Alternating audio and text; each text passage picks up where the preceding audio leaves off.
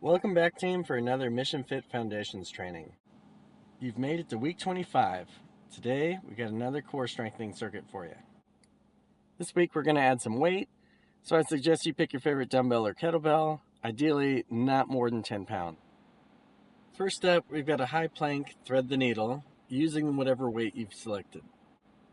This is going to take a little bit of coordination, as you're going to have to pick the weight up from the opposite side after each rep.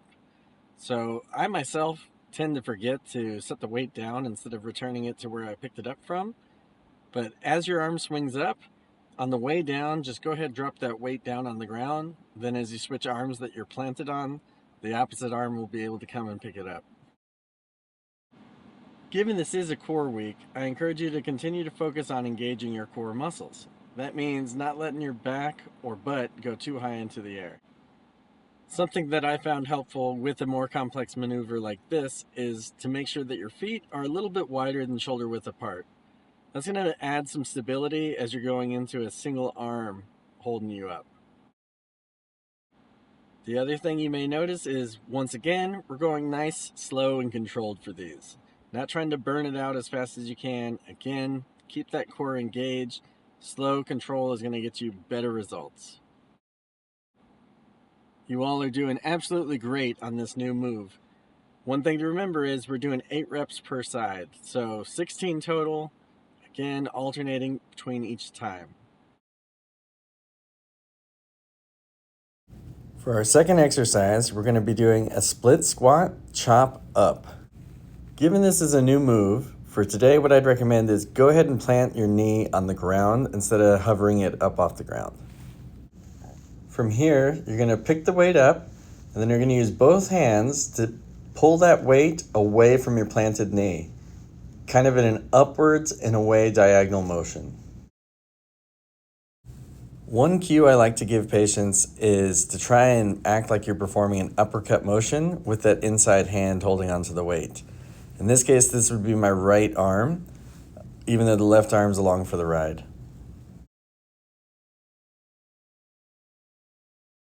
Once you've completed your 8 reps on the left side, we're going to go ahead and switch over to the right side now. So everything stays the same, only difference is now your left knee is planted and your left arm is driving that weight upwards and away from that left knee.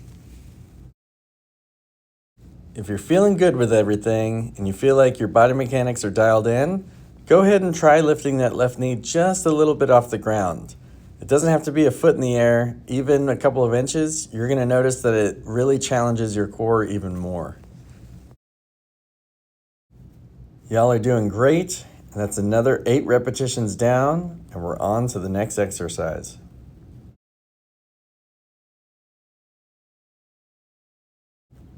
Our third exercise this week will be a tall kneeling Palloff press.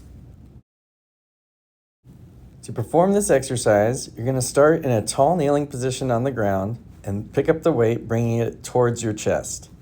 From here, you're going to slowly push it away from your sternum, rotating about 45 to 50 degrees away before slowly bringing it back and bringing that weight directly into your chest. As you're performing this exercise, I want you to try and keep your arms straight as that weight goes away from your chest. That includes during the rotation and as you're bringing it back. This will keep your core engaged and hopefully decrease the strain placed on your back. Performing this exercise in the tall kneeling position should help to prevent your hips from rotating too much. The idea is we want your core, specifically your obliques, controlling that rotational element. And that little pause at the end, we want to really keep them engaged and then slowly fight against the return back to neutral and starting position. This is an exercise that officers can absolutely perform on a cable machine if you have that equipment available to you.